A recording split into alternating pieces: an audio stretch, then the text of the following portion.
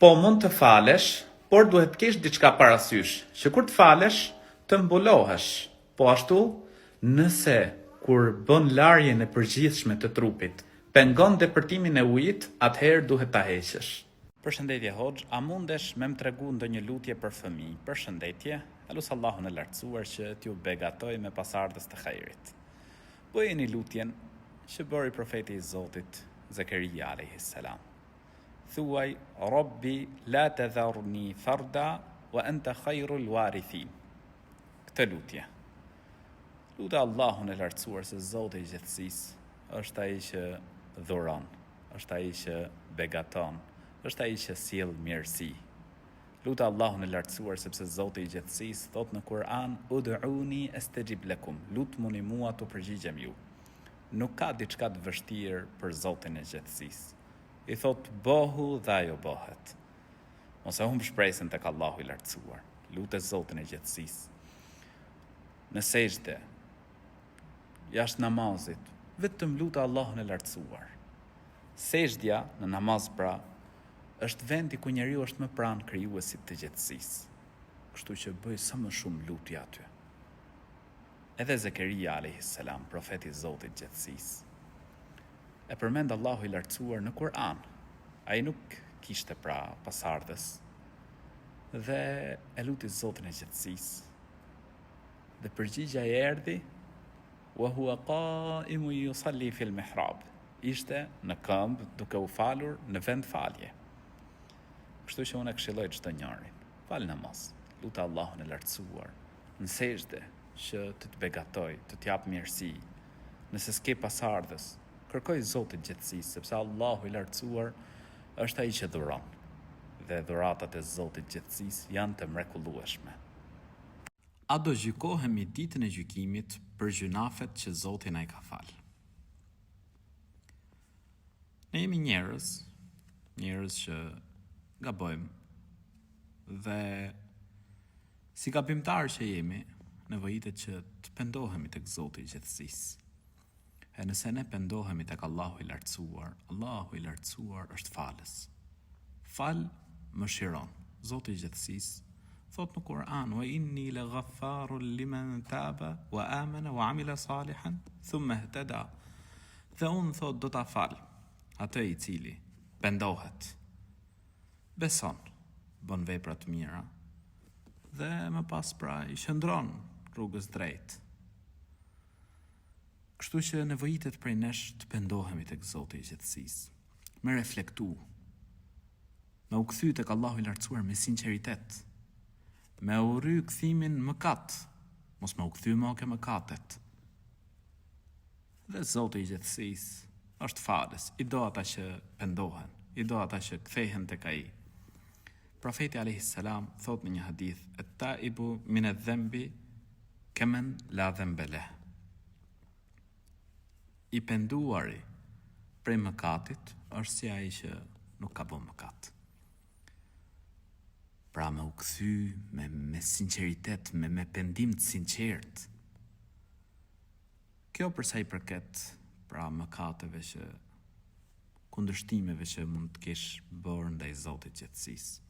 E përsa i përket të drejtave të njerëzve, për shembull dikujt i ke marrë pasurinë padrejtësisht, krahas pendimit duhet edhe me ja shly, me ja kthy hakun atij që i ke po padrejtësi.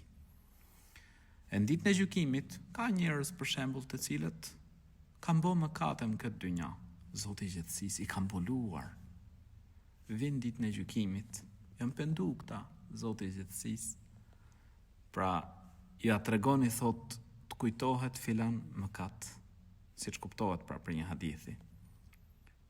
Unë ta kam mbuluar thot në dynja dhe unë ta fal. Tani merre librin tënd me të djathtën dhe hyn në xhenet. Kështu që Zoti i gjithësisë fal. Allahu i lartësuar mëshiron shumë. Mëkatin të cilin ta fal, nuk merresh llogari më për to.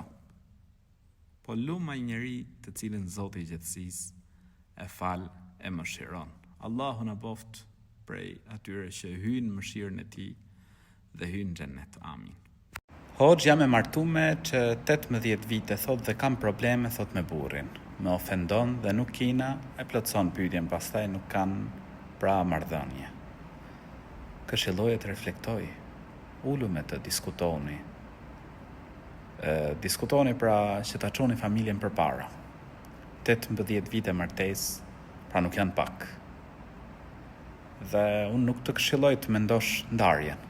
Nuk është pra ajo që kërkohet. Të këshilloj që t'ulesh të diskutosh me të. Po ashtu, shiko, mos ndoshta çalon diçka tek ti.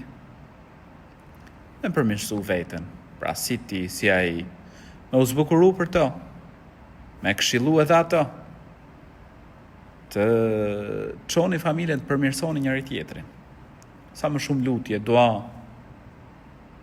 Hoxh, qysh o e mundur veç me shahadet me hyn xhennet? A nuk është çelësi i xhennetit namazi? Çelësi i xhennetit është shahadeti. Namazi është shtylla e dytë e Islamit. Shtylla më e rëndësishme pas shahadetit. Me shtyllën e parë të Islamit, njeriu është musliman. Pra, nëse ti thua ashhadu an la ilaha illa Allah wa ashhadu anna Muhammeden Rasulullah, pra s'ka zot tjetër përveç Allahut, askush dhe asgjë nuk meriton të adhurohet përveç tij, Muhamedi është i dërguar i Zotit, ti je bërë musliman. Dhe ne e dim që profeti a.s. ka thënë hadith, kush fjala e tij e fundit është la ilaha illallah hyn xhennet. Namazi është shtylla e dytë e Islamit. Është shtylla më e rëndësishme mbas shahadetit. Dhe kush i fal 5 vaktet i premtohet atij xhenneti. Mos zbatimi i urdhrave të Zotit gjithësisë e çon njeriu në Zotin e rujt drejt dënimit në botën tjetër. Pra dënohet, për shembull dikush nuk i ka zbatuar urdhrat e Allahut lartësuar. Dënohet zjarrin e xhehenemit, por përderisa ka thënë shahadetin, pra nuk i ka bë Zoti i gjithësisë ortak në adhurim. Ka besu profetin a.s. Nuk ka mohu diçka prej fesë. Pra se ka mohu namazin, nuk i ka mohu urdhrat e Zotit i gjithësisë. Ky njeri shpresohet që të hyjë në xhennet. Por përderisa ty të premtohet xhenneti nëse i fal 5 vaktet, atëherë pse mos më e fal namazin? Me e fal. Me zbatu urdhrin e Zotit gjithësisë. Me i rrit lidhjet me krijuesin e gjithësisë. Është puna e parë për cilën do të pyetemi ditën e gjykimit. Shahadeti hyn në Islam, është çelësi i xhennetit, por duhet ta dim se ai çelësi ka edhe dhamzat. Kështu që me i fal namazet, me i zbatu urdhrat e Zotit gjithësisë, dhe Allahu na mundësof xhennetin, amin. Si të largohemi prej harameve të shpeshta? Çdo njërin që është i sprovuar me vese, me harame, dhe ka dëshirë do që t'i largohet këtyre gjërave, e këshilloj ta fal namazin. Mundohu që ta falësh namazin në kohë. Mundohu që ta falësh namazin ashtu siç duhet. Me lejen e Allahut lartësuar do të bëhet shkak namazi që ti largohesh veseve të këqija, ti largohesh harameve, ti largohesh punëve të cilat nuk i do i madhi Zot. Zoti i gjithësisë thot në Kur'an, inna salate tanha anil fahsha'i wal munkar. Me të vërtetë namazi ndalon nga shturja dhe nga çdo punë e shëmtuar. Kështu që fale namazin dhe lute Zotin e gjithësisë të ruaj prej harameve. Allahu na rujt, amin. Hoxh, jam 19 vjeç, po nuk e di pse më shajnë aq shumë e po më bëjnë të bie në depresion. Njerëzit të cilët tallin, shajnë, ofendojnë, duhet ta dinë se Allahu i lartësuar thot në Kur'an, wailul likulli humazatil lumazah. Mirë për çdo tallës përqeshës. Sado që të tallin, sado që të shajnë, të ofendojnë, sharjet dhe ofendimet nuk duhet të bëjnë të dorëzohesh. Përkundrazi, më i fortë, më e fortë, Imagjinoje ti, ne kemi shembull në muslimanët, kemi shembull profetin alayhis salam. Ai në Mekë 13 vite e shan, e ofenduan, e tallën. A u ndal? Jo as pak. Vazhdoi thirrjen e tij. Edhe pse ata e tallnin, pse? Se ne besojmë ditë gjykimi. Ne besojmë se ka një ditë ku do të dalim para Allahut të lartësuar, e ai që shan, ofendon, përqesh, do ta marr atë çfarë ka bërë në dynja, do të shpërblehet në ditën e gjykimit. Profeti alayhis salam vazhdoi thirrjen e tij. Nuk i kushtoi rëndësi atyre pra që shanin, ofendonin, tallnin, përqeshnin. Zoti i gjithësisë bëri që të triumfonte. Kështu që edhe besimtari, ndoshta has njerëz ose rrethohet me, pra ka disa njerëz të cilët ndoshta e shajnë, e ofendojnë, mos i kushton rëndësi. Mundohu që raportet e tua me Zotin e gjithësisë të jenë të forta. Me qenë korrekte me namazin. Po ashtu, ato qëllime të cilat i keni jetë, për shembull, shkollën. Mundohu që me realizu atë qëllim, punën, me u përkushtu, sharjet, ofendimet, dhe vazhdojnë një farkohe, dhe ndale. Gjithsesi mundohu nëse ke mundësi ata që të shajnë, me i këshillu, nëse nuk marrin vesh, wa idha khatabahumul jahiluna qalu salama. E kur ignorantët u drejtohen atyre, thot Zoti i gjithësisë, me fjalë ofenduese, ata thon paqe. Edhe vazhdo. Zoti ju rujt. Selam aleikum, është hak magjia dhe sa mund të zgjasi pasoja e tyre, edhe nëse falemi e tërë familja. Wa alaikumus salam wa rahmetullah. Magjia është hak. Përmendet në Kur'an, në surën Al-Baqara. Magjia është hak, por është mirësia e madhe për ne, se elhamdulillah i madhi Zot ka zbrit Kur'anin, i cili është shërim për besimtarët. Magjia është si puna e një sëmundjeje që kalon. Për shembull, dikush ka një grip, kalon. Normal do durim. Magjia me përmendjen e Allahut të lartësuar, me namaz, me lexim Kur'ani, me lejen e Zotit gjithësisë, njeriu e kalon. Mos shko ke magjistarët, luti vetëm Zotit gjithësisë. Ud'uni astajib lakum, lutmuni mua, të përgjigjem ju, thot Zoti i gjithësisë. Kurthi i shejtanit është i dobët. Besimtari është më i fortë. Me qëndru, me lut Zotin, Allahu na shëron.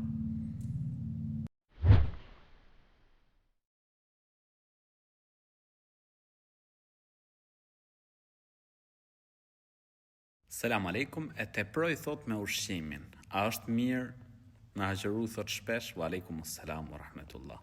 Me agjeru për hir të madhit Zot? Patjetër që është mirë. Me agjeru një ditë për hir të Zotit gjithësisë. Imagjinoje të largohesh nga zjarri i xhehenemit 70 vite. Kështu kuptohet për një hadith të profetit alayhis salam. Në xhennet është një derë e cila quhet Ar-Rayyan, nuk hyn prej saj vetëm se agjeruesit. Me agjeru për Zotin e gjithësisë, për hir të Allahut të lartësuar, dhe normal agjerimi më pas ka edhe dobi tjera, ndërto janë edhe dobit pra shëndetësore.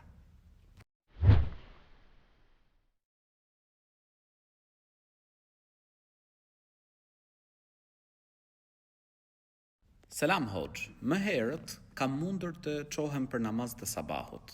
Tash jo çdo herë, një këshill. Wa alaikumus salam wa rahmetullah. Elus Allahun e lartësuar që të ta mundësoj ta falësh namazin e sabahut. Namazi i sabahut është namaz i veçantë.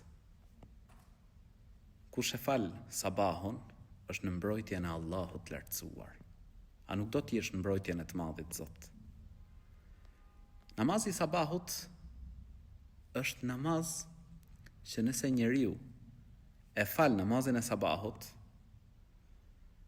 është shkak që në ditën e gjykimit në xhennet me pa të madhin Zot.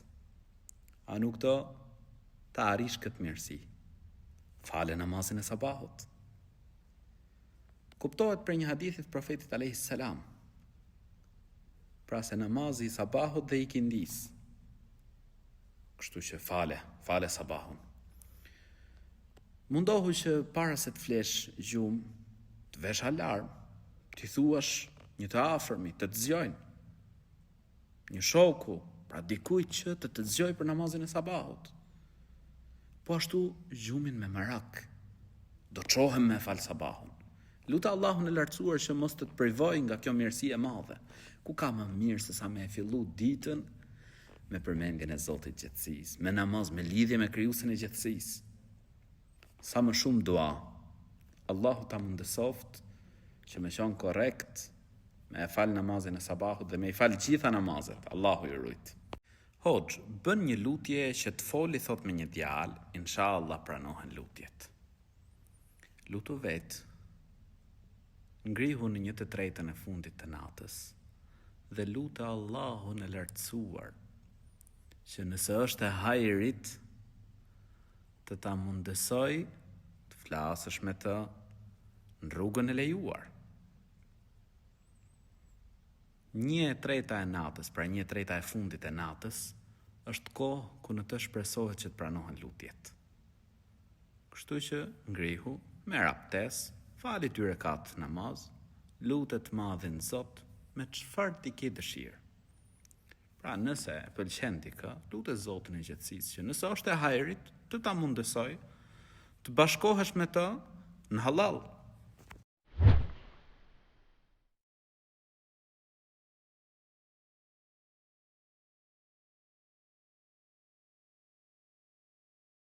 Goca falet, çuni jo. Në qoftë se martohen ka gjë dhe çuni nis falet kur martohen. Po thuaj të filloj namazin para martese. Ta fal namazin, shtylla e dytë e Islamit. Shtylla më e rëndësishme mbas shahadetit. Këshilloje thuj fale namazin. Ku ka më mirë se sa me fal namazin. Me e fillu jetën me namaz. Me e fillu këtë martes me namaz. Kështu që këshilloje që ta fal namazin para se të martohen. Kujdihet ndoshta ato lutje që të bëjnë namaz. Pra Zoti i gjethësisë ja pranon. Edhe ju shkon një jetë e lumtur që të dyve, një jetë e begat. Këshilloje që ta fal namazin para martese. Allahu i rujt.